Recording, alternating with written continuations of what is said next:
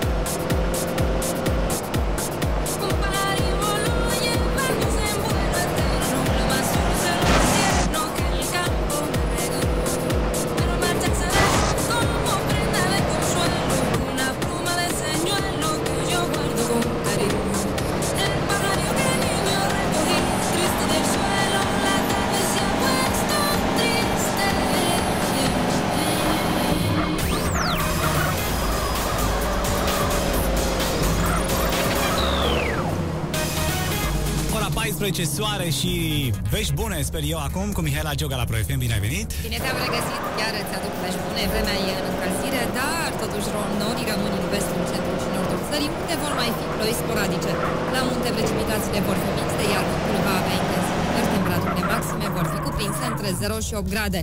Potrivit ANM, acum sunt -3 la Iași și Vaslui, -2 în Buzău, 2 la Constanța și 4 la Timișoara.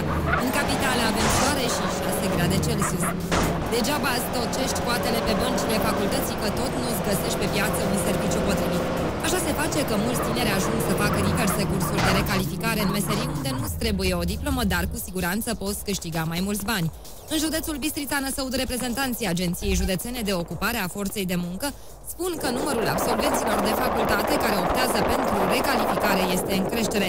Meserii care cer studii medii și sunt la mare căutare sunt operator calculator, cosmetician, masă,